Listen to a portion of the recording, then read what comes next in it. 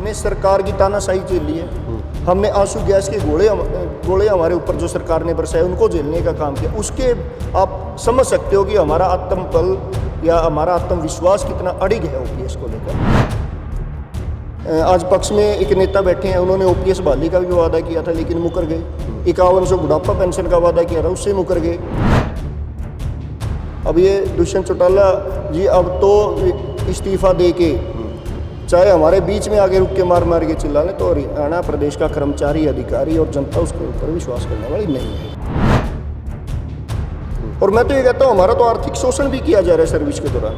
हमारे वेतन का 10% काटा जा रहा है और आम आदमी के खजाने से 14%, सरकारी खजाने से मिलाकर जो 24% कुल राशि बन गई वो बाजार में निवेश की जा रही है। और बाजार में किसके पास? वो मनदीप के पास तो निवेश नहीं होने वाला।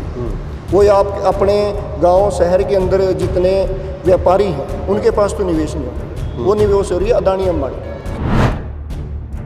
ये तो बहुत बड़ा घोटाला है। ये सिर्फ अदानी अंबानी और ये जो बड़े पूंजीपति हैं उनकी कंपनियों में लगाया जा रहा है, जिसकी वापसी की तो गारंटी नहीं है।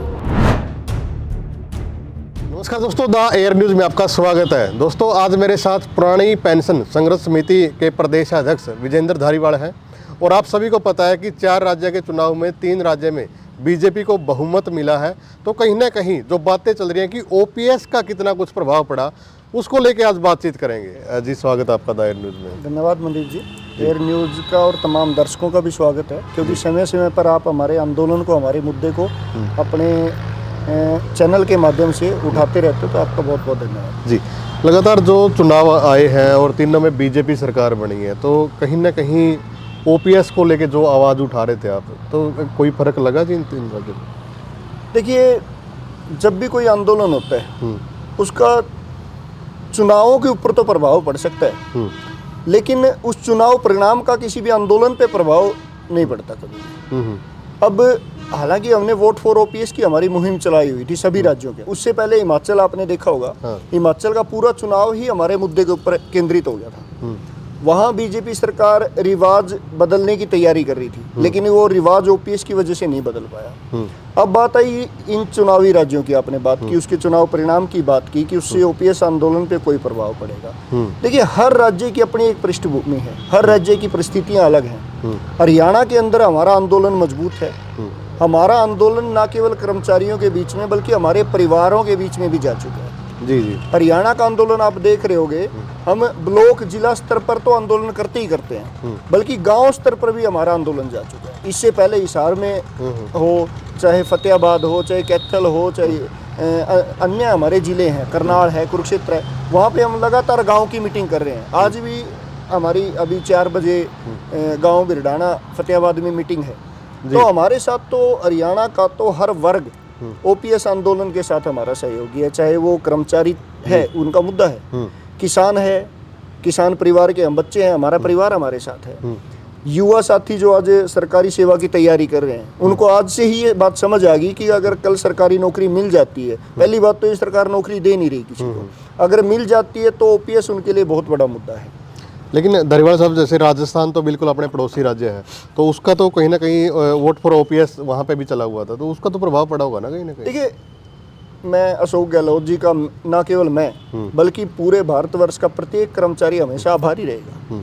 आज वो मुख्यमंत्री नहीं रहे, वो एक अलग विषय है, लेकिन उन्होंने वो कर दिखाया जो किसी भी प्रदेश का कोई मुख्यमंत्री करने को तैयार नहीं था। जब हमने उनसे मांग की, हमने उनसे एक बार ही मांग की थी और उन्होंने हमारे मुद्दे को समझते हुए तुरंत उसको बहाल कर दिया। और ना केवल बहाल किया, वो अड़े रहे हमारे मुद्दे पर। चाहे कांग्रेस की केंद्रीय समिति हो, चाहे अभी भी मैं उनका चुनाव परिणाम के बाद का ट्वीट में देख रहा हूँ, उन्होंने वहाँ भी जिक्र किया है कि ये सरकार जो बनी है बीजेपी की, वो ओपीएस जैसे उनके जो मुद्दे हैं उनको आगे लगातार बनाए रखे। तो मैं तो ये कहता हूँ कि ओपीएस के संरक्षक के तौर पे उन्होंने अच्छा काम किया। अब बात आई कि वहाँ पे परिणाम क्या है। अब परिणाम की मैं बात करता हूँ, कर्मचारियों ने तो उनको खुले तौर पे, खुले मन से उनको वोट दिया। जिनके ऊपर ओपीएस लागू हुई उन्होंने दिया बिल्कुल। 199 सीटों पर वहाँ चुनाव हुआ, 160 प्लस सीटों पर वहाँ पर कांग्रेस पार्टी चुनाव, आपने देखा भी होगा, 8:30 बजे चुनाव चुनाव की गणना शुरू हुई थी, वोटों की गणना, पोस्टल बेल्ट है, और लगभग 9:30 बजे 10 बजे तक कांग्रेस आगे थी, तो वो पोस्टल बेल्ट की वजह से थी। कर्मचारियों ने अपना काम कर दिया। चुनाव में और भी कई फैक्टर होते हैं, जाति, धर्म, समुदाय, वर्ग, वो अलग अलग फैक्टर हो सकते हैं, लेकिन कर्मचारियों ने अपने मुद्दे पर इन सभी चीज़ों को बुलाकर वोट किया है। जी धारीवाल साहब, 11 फरवरी की आप एक जींद के अंदर महारैली कर रहे हैं, इससे पहले आपने दिल्ली के अंदर बहुत बड़ी रैली की थी, तो अब हरियाणा में क्या कुछ फ़र्क पड़ेगा? ओपीएस वोट पर ओपीएस कितना कुछ प्रभाव यहाँ पे डालेगा? देखिए, मैं पूरे दावे के साथ ये बात कह सकता हूँ कि हरियाणा के अंदर जो हमारा आंदोलन है वो पहले से भी ज़्यादा मजबूत हुआ है और मजबूत होगा। जो चुनाव नज़दीक आते जाएंगे हमारा आंदोलन बढ़ता जाएगा। या तो ये सरकार बहाल करे, हम तो विनती कर रहे हैं सरकार से, भाई बहाल करो।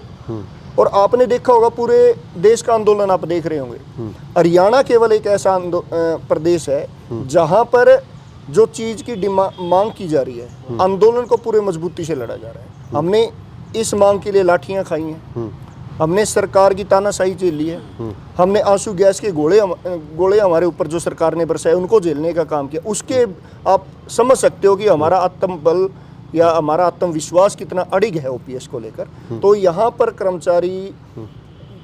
मैं कर्मचारियों की तरफ से स्पष्ट संदेश सरकार को देना चाहता हूँ कि हरियाणा प्रदेश का कर्मचारी जाति, धर्म, वर्ग, समुदाय, इन सब से ऊपर उठ के केवल और केवल अपनी मांग के लिए वोट करेगा, अपने मुद्दे के लिए वोट करेगा। और ना केवल कर्मचारी करेगा, बल्कि हरियाणा प्रदेश के कर्मचारियों ने तो ठान रखा है कि वो अपने परिवार, रिश्तेदार, भाईचारा और जिस समुदाय से वो आते हैं उनको भी अपने साथ जोड़कर इस मुहिम में शामिल करने का काम करें। बीजेपी के तो और ज़्यादा कॉन्फिडेंस में हो गई है बीजेपी की, तीन राज्य में सरकार आ गई है, तो यहाँ पे भी, और अब तो चर्चा है कि लोकसभा के साथ विधानसभा के चुनाव भी हो सकते हैं, तो अब लगता है कि ओपीएस ये जारी करेंगे, ओपीएस को मान्यता देंगे?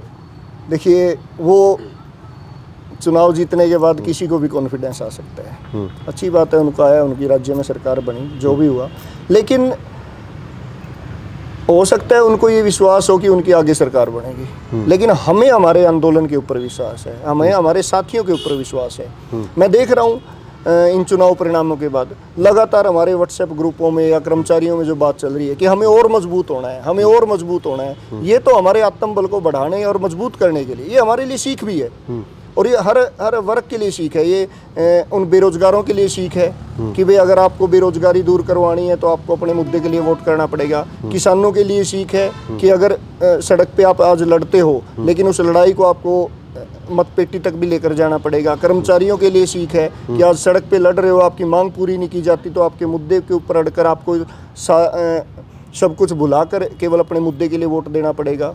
हमारे युवा साथियों के लिए हर जो जितने भी संगठन हैं उनके लिए सीख है कि आप लड़ाई तो लड़ते हो 5 साल और सरकार जब पूरी नहीं करती बाद में भूल जाते हो, लेकिन ये हमारे लिए सीख है कि हमें आखिर तक जब तक वोटिंग नहीं हो जाती हमें अपने मुद्दे पर गिर रहना है, अपने मुद्दे पर वोट डालना है। जी, तो बिल्कुल खुलेआम आप लोग समर्थन कर रहे हो कहीं ना कहीं, जैसे आपकी रैली में पहले भूपेंद्र सिंह हुड्डा आए थे, तो अब किसकी संभावना है कि जींद में कौन बड़ा चेहरा आ सकता है? देखिए, हमने कभी किसी पार्टी का समर्थन नहीं किया, कभी किसी नेता का समर्थन नहीं किया। हम समर्थन मांगते हैं, हम तो बीजेपी सरकार से समर्थन मांगते हैं। मैं तो आपके चैनल के माध्यम से खुले तौर पर ये कहता हूँ मुख्यमंत्री जी से, उनके मंत्रियों से कि आप ओपीएस बहाल करने का मन बनाइए और आइए जींद और वहाँ पे घोषणा करिए, हम आपका धन्यवाद करेंगे, स्वागत करेंगे। अगर नहीं करते तो विपक्ष का मैं पहले कहता हूँ, देखिए लोकतंत्र के अंदर 2 ही कड़ियाँ हैं, पक्ष और विपक्ष।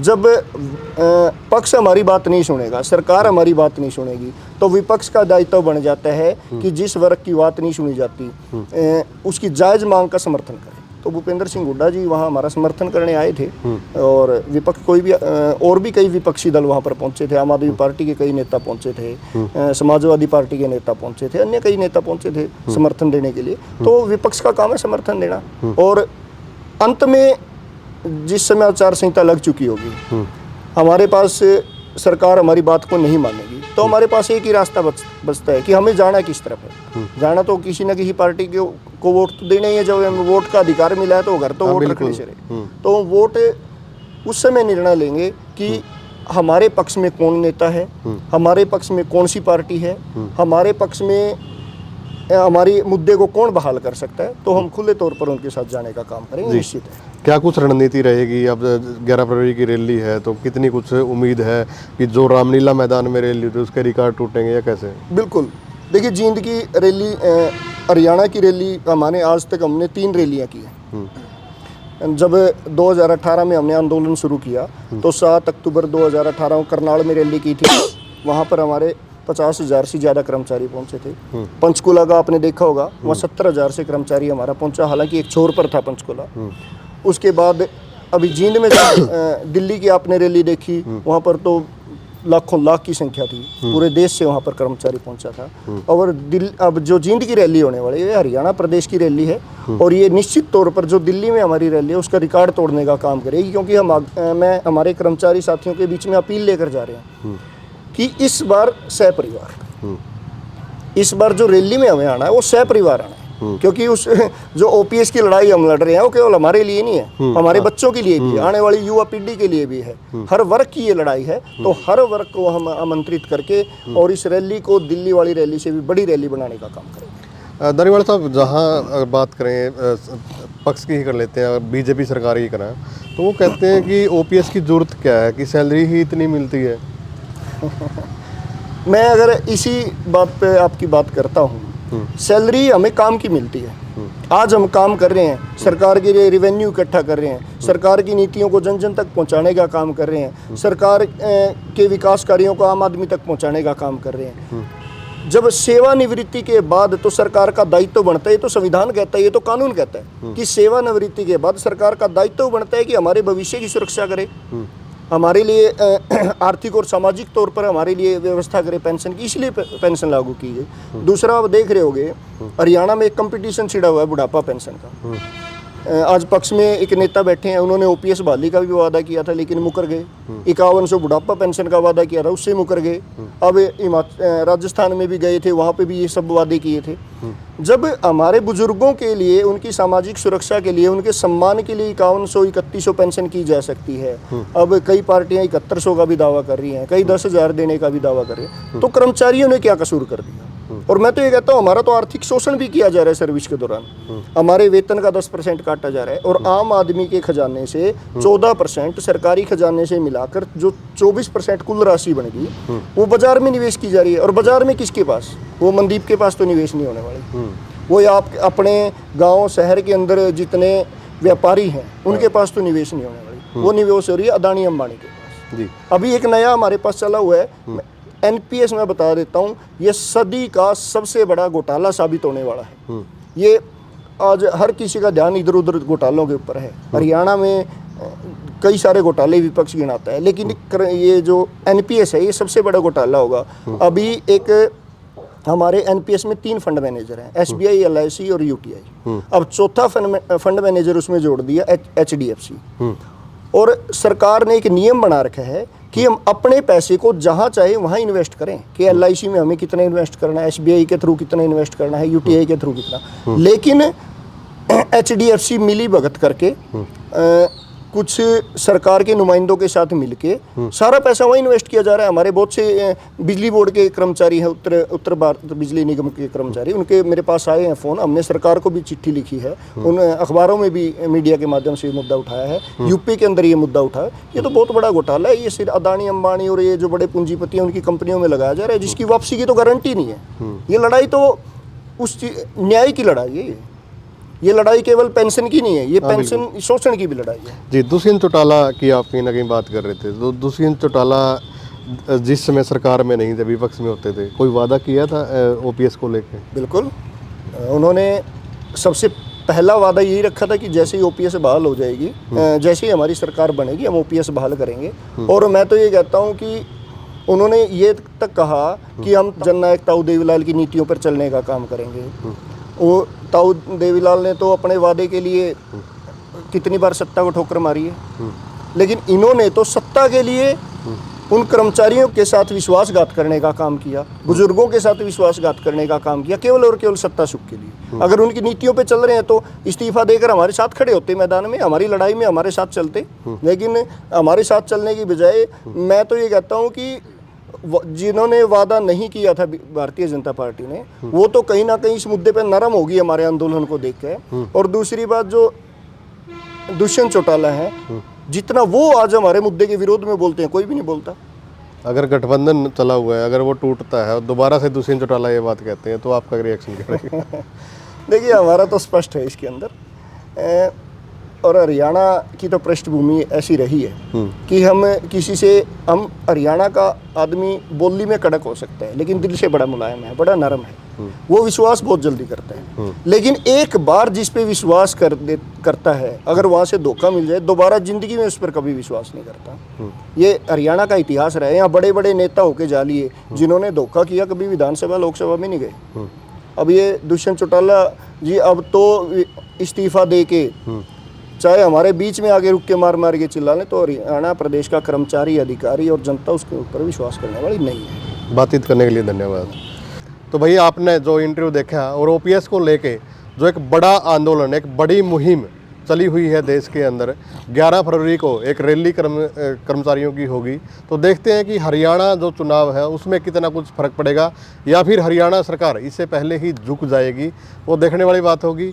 तो वोट फॉर ओपीएस का इन्होंने नारा दिया है, काफ़ी संघर्ष ये लोग कर रहे हैं। वीडियो को ज़्यादा से ज़्यादा आप शेयर करें, कमेंट करें, और आप लोगों की क्या कुछ राय है वो भी ज़रूर बताएं। धन्यवाद।